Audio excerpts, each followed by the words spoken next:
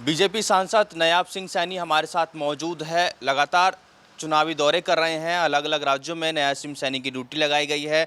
Sir, जिस तरीके से चुनावी साल है, चाहे राजस्थान की बात करें, अलग अलग राज्यों की बात करें, आपकी भी ड्यूटी लगाई गई है। सर, किस तरीके से देखते हैं सर, क्योंकि चुनाव अब नज़दीक आने वाले हैं। पार्टी ने जहाँ भी ड्यूटी लगाते हैं तो वहाँ पर उस ड्यूटी को पूरा करने की जिम्मेवारी हमारी है।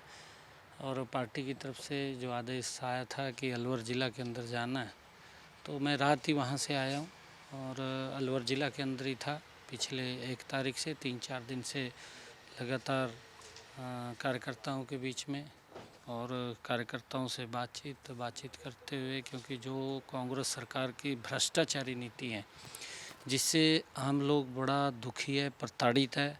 और एक वहाँ पर जिस प्रकार से एक विशेष लोगों को प्रोत्साहन देना, क्योंकि जो उनकी मेंटलिटी है उस मेंटलिटी के आधार के ऊपर, और वहाँ पर जिस प्रकार से जो धार्मिक स्थल हैं उन धार्मिक स्थलों को भी नुकसान सरकार के द्वारा पहुँचाया गया। और वहाँ पर जिस प्रकार से कांग्रेस के बड़े नेता राहुल गांधी ने वहीं जाकर के एक बात बोली कि हम पिछली बार बोली थी कि हमें आप वोट दीजिए, 10 दिन जब हो जाएंगे, 1 2 3 4 10 तक उन्होंने गिनती गिनी थी मंच के ऊपर से, 10वें दिन हम किसानों का कर्जा माफ़ कर देंगे। परंतु किसानों को 4,500 किसानों ने आत्महत्याएं कर ली हैं, वो उनको दिखाई नहीं दिया। किसानों में वहाँ पर बड़ा रोष कांग्रेस पार्टी के प्रति है। युवाओं के अंदर बड़ा रोष है, क्योंकि युवाओं के जो लगातार पेपर लीकेज का मामला है, ये सरकार जिस प्रकार से युवाओं को भी नौकरी तो देने की बात, उनको एक फुटबॉल की तरह बनाने का काम ये कांग्रेस पार्टी ने किया, तो युवाओं के अंदर भी बड़ा रोष है। महिलाओं की सुरक्षा करने में नाकाम ये सरकार रही है। महिलाओं की सुरक्षा नहीं, जिस प्रकार से वहाँ पर बच्चियों के साथ, बेटियों के साथ जिस प्रकार का व्यवहार वहाँ पर देखने को हर रोज़ मिलता है, ये कांग्रेस महिलाओं को भी सुरक्षा देने में नाकाम रही है। और झूठ बोलने में ये बड़े माहिर हैं, झूठ बोल करके वोट लेने का काम करते हैं। अब इनका पर्दाफाश हो चुका है जनता के सामने कि ये झूठ का टोला है और ये घमंडिया गठबंधन के जो लोग हैं, और इनको बाहर का रास्ता दिखाने का काम वहाँ की जनता करेगी। और जिस प्रकार से इन्होंने झूठ बोला है, मेरे ख्याल से वहाँ विपक्ष के में भी बैठने लायक ये लोग नहीं रहेंगे। विपक्ष से भी इनको बाहर करने का काम वहाँ की जनता करेगी।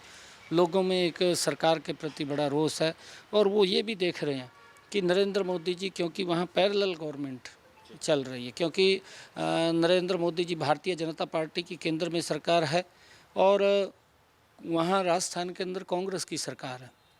एक बड़ा अंतर लोगों को यह दिखाई दे रहा है कि केंद्र के जितने भी काम हुए हैं वो धरातल के ऊपर आम जन को, लोगों को दिखाई दे रहे हैं, जिसकी चर्चा वो कर रहे हैं। चाहे रोड्स की बात है, चाहे हर घर के अंदर नल और स्वच्छ जल पहुंचाने की बात है, जिसके अंदर कांग्रेस पार्टी रोड़ा बनी है, और चाहे रेलवे कनेक्टिविटी की बात है, चाहे एयर कनेक्टिविटी की बात है, चाहे राजस्थान को और मजबूत करने के लिए केंद्र सरकार द्वारा चाहे प्रधानमंत्री किसान सम्मान निधि है, उसके माध्यम से लोगों तक 6,000 रुपये पहुँचाने की बात है, चाहे केंद्र सरकार के द्वारा गरीब व्यक्ति को 5 लाख रुपए तक का फ्री में इलाज उसका हो, आयुष्मान कार्ड के माध्यम से उसको मजबूत करने की बात है। ये विभिन्न इस प्रकार की योजनाएं हैं, काफ़ी योजनाएं हैं, और वो एकदम स्पष्ट दिखाई दे रही हैं। कांग्रेस का राजस्थान के अंदर लोग ये बात बोलते हैं कि भ्रष्टाचार दिखाई देता है, नरेंद्र मोदी के काम दिखाई देते हैं, और उसको लेकर के लोगों में बड़ा रोष कांग्रेस के प्रति है, क्योंकि कांग्रेस ये झूठ की नींव के ऊपर खड़ी हुई थी, परंतु उन्होंने किया कुछ नहीं। और लोग इंतज़ार में हैं कि चुनाव की डेट कब होगी, और जो ही चुनाव की डेट आएगी ये कांग्रेस की कहीं पर भी खाता खुलेगा नहीं, ये विपक्ष में भी बैठने लायक नहीं रहेंगे। ये राजस्थान की बात हुई, हरियाणा की बात कर लेते हैं। आपके वरिष्ठ नेता हैं चौधरी वीरेंद्र सिंह, मेरी आवाज़ सुनो कार्यक्रम किया। अब कयास ये लगाए जा रहे हैं कि वो बीजेपी छोड़ के अन्य दल में जाना चाहते हैं। आप किस तरीके से देखते हैं सर उनके इस कार्यक्रम? नहीं, देखिए, उनका अपना विषय है, उन्होंने अपना कार्यक्रम रखा है, और उनका अपना ही मत है, उसके ऊपर मैं कुछ बोलना नहीं चाहता, क्योंकि उनकी भी कुछ अपनी जो उनकी सोच है, उस सोच के अनुसार उन्होंने उस सर कार्यक्रम को उनकी किया ये है। सोच है, गठबंधन को लेकर लगातार बोलते हैं कि बीजेपी सक्षम है हरियाणा में, गठबंधन की जरूरत नहीं है बीजेपी को अकेले चुनाव लड़ना चाहिए। आप किस तरीके से देखते हैं सर उनके इस बयान देखिए, वो एनडीए के पार्ट हैं को? जी। और भारतीय जनता पार्टी एनडीए को कभी भी, आप इतने लंबे समय से देखेंगे जब अटल बिहारी वाजपेयी जी थे, भारतीय जनता पार्टी ने कभी भी किसी भी अपने सहयोगी दल के साथ राजनीति नहीं की है। अपने सहयोगी दल को साथ लेकर के चलने का काम ये भारतीय जनता पार्टी की सोच रही है। अगर कोई व्यक्ति एनडीए को छोड़ करके अपने आप जाना चाहता है, या वो कोई जैसे नीतीश कुमार है, पलटू राम है, आज कहीं बैठा है कल कहीं बैठा है, इस प्रकार के पलटू राम भी तो होते हैं, उनका कोई तबार नहीं होता। और वो पलटू राम इस प्रकार से अगर कोई छोड़ करके जाता है, अगर आप अकाली दल की भी बात करें, पंजाब के अंदर उनको भी बड़ा सम्मान केंद्र के अंदर मंत्री बना करके उनको सम्मान दे करके रखा, और अगर कोई उनका अपना विषय आता है तो भारतीय जनता पार्टी कभी भी किसी अपने सहयोगी दल के साथ, एनडीए के साथ, जिस प्रकार कांग्रेस अपने यूपीए के साथ, क्योंकि कांग्रेस बदनाम हो चुकी है, पहले तो कांग्रेस इतनी बदनाम हुई है, मुन्नी से भी ज़्यादा बदनाम कांग्रेस हो चुकी है, और इस बदनामी का कारण ये था कि उन्होंने अपना मुखौटा बदलने की कोशिश की। कांग्रेस से उन्होंने यूपीए बनाया। लोगों ने देखा कि ये कांग्रेस के जो लोग हैं, इन्होंने तो देश को लूटने का काम किया, देश के अंदर भ्रष्टाचार किया, और देश के जो गरीब व्यक्ति है जिसके लिए योजना बननी चाहिए थी, वो योजना नहीं बन पाई। क्योंकि उसके कारण से नहीं बन पाई क्योंकि इन्होंने भ्रष्टाचार किया है, और भ्रष्टाचार का असर वो गरीब व्यक्ति के ऊपर पड़ता है, और उसके कारण से जब गरीब के ऊपर ये फर्क पड़ता है तो उन्होंने बाहर निकाल दिया। और लोगों को ये मालूम था कि ये जो यूपीए के अंदर आए हैं ये वही लोग हैं, इन्होंने अपना चेहरा बदला है, अपने कपड़े बदले, लिबास बदला है, लिबास बदल करके फिर ये जनता के बीच में जा रहे हैं, उसको भी नकार दिया जनता ने। अब ये तीसरे और गठबंधन के रूप में आए हैं, घमंडिया गठबंधन, ये एनडीए का नाम लेकर के अब फिर इन्होंने दूसरे कपड़े पहन करके ये तैयारी की है कि हम जनता के बीच में इंडिया के नाम से जाएंगे। परंतु भारत के लोग जानते हैं, भारत के लोग अच्छी तरह जानते हैं कि ये वही लोग हैं, ये वही चेहरे हैं जिनके ऊपर भ्रष्टाचार की एफआईआर हैं, जो भ्रष्टाचार के अंदर लिप्त हैं, जो भ्रष्टाचार के अंदर जेल की चक्कर काट आए हैं, ये वही लोग हैं। कुछ जेल के अंदर जाने वाले हैं, एक भी व्यक्ति इसके अंदर घमंडिया गठबंधन के अंदर ऐसा नहीं है जो जिसके ऊपर एफआईआर या भ्रष्टाचार का मामला ना हो। हर व्यक्ति के ऊपर भ्रष्टाचार का मामला है, लोग इनको जानते हैं, और आने वाले समय के अंदर नरेंद्र मोदी जी फिर बड़े मैंडेट से, ये 400 पार सीटों से आदरणीय नरेंद्र मोदी जी तीसरी बार प्रधानमंत्री बन रहे हैं। एक आखिरी सवाल सर, एसवाईएल को लेकर सुप्रीम कोर्ट ने कल बड़ी टिप्पणी की है, फटकार भी लगाई है, किस तरीके से देखते हैं कि काफ़ी लंबे समय से एसवाईएल का विवाद देखने को मिल रहा है। सुप्रीम कोर्ट ने साफ तौर पर केंद्र सरकार को भी घेरा कि केंद्र सरकार इस मामले में दोबारा से हस्तक्षेप करे और जल्द से जल्द एसवाईएल को लेकर स्थिति स्पष्ट करे, रिपोर्ट को 2 महीने के अंदर सुप्रीम कोर्ट के अंदर सौंपे। देखिए, पहले एसवाईएल को लेकर के हम बार बार इस बात को लेकर के हरियाणा के लोग, हरियाणा के 2.5 करोड़ लोग, हमारे सर्वदलीय बैठक भी, उसके अंदर भी ये मता पास हुआ कि उस पानी के ऊपर हमारा हक है, और आदरणीय मुख्यमंत्री मनोहर लाल जी उसके ऊपर बड़ी मजबूती से लगे रहे, उसकी पैरवाई की। माननीय सर्वोच्च न्यायालय ने उसके ऊपर फैसला भी दिया और कहा कि इस पानी के ऊपर जो समझौता हुआ था एसवाईएल को लेकर के, जब ज्वाइंट पंजाब के बाद जब हरियाणा और पंजाब अलग हुआ, तो उस पानी के ऊपर हरियाणा का हक है और वो पानी मिलना चाहिए। परंतु जिस प्रकार से कांग्रेस ने राजनीति की, अगर हम देखें रणदीप सुरजेवाला हरियाणा से, हरियाणा के सभी राजनीतिक दलों ने एक मत होकर के ये कहा कि एसवाईएल का पानी हमें मिलना चाहिए। परंतु सुरजेवाला पंजाब के प्रभारी थे, पंजाब में जाकर के बोलते हैं कि एसवाईएल की एक पानी की एक बूंद भी नहीं देंगे, और हरियाणा के अंदर इस प्रकार के दोहरे चेहरे कांग्रेस के, वो जनता जान चुकी है कि ये समस्या का समाधान नहीं कर पाते, ये समस्या को उलझाने का काम कांग्रेस पार्टी करती है। और लंबे समय से अगर आप लोग देखेंगे देश के अंदर कांग्रेस के समय के अंदर जो समस्याएं थी वो विकराल रूप लेती हुई नजर आई, चाहे वो धारा 370 थी, चाहे वो बोडो का मामला था, या देश के अंदर माओ लिंचिंग के मामले थे, वो कांग्रेस के समय के अंदर लगातार लोगों को डरा करके उनकी वोट लेने का काम कांग्रेस पार्टी करती थी। परंतु एसवाईएल के ऊपर माननीय सर्वोच्च न्यायालय ने फैसला दिया, उस फैसले का ना तो कांग्रेस पार्टी ने सम्मान किया और आज आम आदमी की पार्टी की सरकार है, ना वो सम्मान कर रही है, वो संविधान से ऊपर अपने आप को मानती है।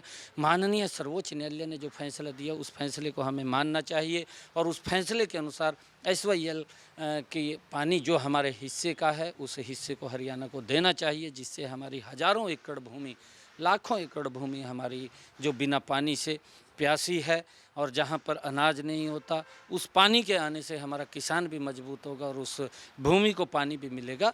ये माननीय सर्वोच्च न्यायालय के फैसले को स्वीकार करना चाहिए। आम आदमी पार्टी के राज्यसभा सांसद संजय सिंह को कल काफ़ी लंबी पूछताछ के बाद ईडी ने गिरफ्तार कर लिया है शराब नीति घोटाले में। सर, किस तरीके से देखते हैं आम आदमी पार्टी अपने आप को ईमानदार बताती है? देखिए, वो जिस प्रकार का मंच के ऊपर उठ करके बोलते थे मैं कट्टर ईमानदार हूँ और कट्टर ईमानदारी का चोला उन्होंने पहन रखा था, चाहे उनके केजरीवाल हैं, लगातार भ्रष्टाचार के मामले में एक एक करके और वो लोग गिरफ्तार हो रहे हैं और बड़े स्कैम उन्होंने उसके अंदर किए हैं। और इस प्रकार की वो बात करते हैं कि भाई खाए भी लिया और मुंह भी नहीं खोल रहा, दांत भी नहीं दिख रहे।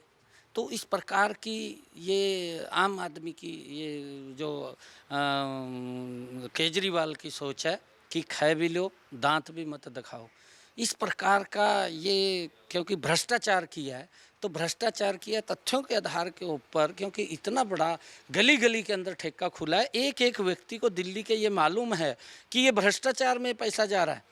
जब गली गली के अंदर ठेका खुल गया है, युवाओं को रोजगार देने की बजाय उनको नशे की तरफ धकेलने का काम ये केजरीवाल की सरकार ने किया और यहाँ तक कि युवाओं को तो किया। मैंने तो पहली बार ये सुना है कि दिल्ली के अंदर महिलाओं के लिए अलग से ठेके खोलने का काम इन्होंने किया। कितना बड़ा भ्रष्टाचार उसके अंदर किया है, लोग जानते नहीं हैं, लोग सब जानते हैं, लोगों को मालूम है कि किस प्रकार से इन्होंने भ्रष्टाचार किया और भ्रष्टाचार किया तो अपने आप कार्रवाई होगी, उसके अंदर किसी का कोई लेना देना नहीं है। और उससे पहले भी काफ़ी जिन लोगों ने भ्रष्टाचार किया उनके ऊपर कार्रवाइयाँ हुई हैं और कार्रवाइयाँ ईडी ने भी की हैं, सीबीआई ने भी की हैं। परंतु अगर आज होती है, आज मोदी जी को बदनाम करने की कोशिश करते हैं, ये भ्रष्टाचार अपने आप करते हैं। कट्टर ईमानदार का चोला इन्होंने पहन रखा था, वो चोला, वो चेहरा आज उसका नकाब उतरा है और उतर रहा है। चाहे पंजाब के आम आदमी ये पार्टी की सरकार है, केजरीवाल के उसकी सरकार है, वहाँ पर भी कितने मंत्री वो किसने किए, कितने विधायकों की इनकी वीडियो आ रही है, वो कौन कर रहा है? भ्रष्टाचार करे तभी आ रहा है, ऐसा नहीं आ रहा है। अगर उन्होंने वहाँ भी भ्रष्टाचार किया तभी वो जेल के अंदर गए, उसके मंत्री तक जेल के अंदर है, यहाँ से उसका उप मुख्यमंत्री जेल में है। और इसकी आंच ऐसा नहीं है, इसकी आंच केजरीवाल तक भी है और केजरीवाल ये समझ रहा है कि मैंने कहीं सहन नहीं किया। अरे तू सरगना तो तू ही है इस भ्रष्टाचार का, इस भ्रष्टाचार का अगर सरगना कोई है तो केजरीवाल है, इसी के कारण ही ये सारा भ्रष्टाचार पनपा है। और जब जो भी कोई व्यक्ति इसके अंदर दोषी है, एक व्यक्ति नहीं छूटेगा, उसके खिलाफ कार्रवाई होगी और वो कार्रवाई वो ठीक उसके अंदर कर रही है। क्योंकि पहले तो दिल्ली के अंदर जो थी वो धृतराष्ट्र बैठा था पूर्व में, वो देखता था भ्रष्टाचार हो रहा है, इस प्रकार का महाराजा दिल्ली की गद्दी के ऊपर बैठा था धृतराष्ट्र के रूप में कि वो भ्रष्टाचार होते देखता था, करता कुछ नहीं था। परंतु आज ऐसा व्यक्ति तो वो दिल्ली के अंदर बैठा है कि जो अगर कोई भ्रष्टाचार करे, क्योंकि भ्रष्टाचार से गरीब के ऊपर इफेक्ट पड़ता है। जो गरीब को हम हेल्प करते हैं वो हेल्प नहीं दे पाते। 55 सालों तक कांग्रेस कहती रही कि गरीबी हटाएंगे, सारा पैसा भ्रष्टाचार के अंदर जाता रहा। कांग्रेस का प्रधानमंत्री बोलता रहा दिल्ली में बैठ करके कि मैं तो 1 रुपया भेजता हूँ, नीचे 15 पैसे लगता। अरे 85 पैसे कौन खा रहा है? किसके ऊपर खर्च होने थे? वो गरीब व्यक्ति के खर्च होने थे, वो गरीब के वेलफेयर के लिए खर्च होने थे, उसकी चिंता नहीं की। और भ्रष्टाचार होता देख रहा है, धृतराष्ट्र के रूप में बैठे आंखें बंद करे। परंतु आज सरकार नरेंद्र मोदी जी के नेतृत्व में आज मजबूती से देख करके अगर कोई भ्रष्टाचार करता है उसके खिलाफ तुरंत एक्शन होता है, तुरंत कार्रवाई होती है। ये आने वाले समय के अंदर जो भी इसके अंदर भ्रष्टाचार के अंदर लिप्त है, चाहे कितना बड़ा व्यक्ति है, उसके खिलाफ कार्रवाई होगी, कोई बचेगा नहीं। बहुत बहुत धन्यवाद सर खबर तक से बातचीत करने के लिए। तो ये थे बीजेपी के लोकसभा सांसद नायाब सिंह सैनी, जिन्होंने तमाम मुद्दों को लेकर खबरें अभी तक से खास बातचीत की। मेरे सहयोगी जस्सी के साथ राजा पटेल, दिल्ली। खबरें अभी तक।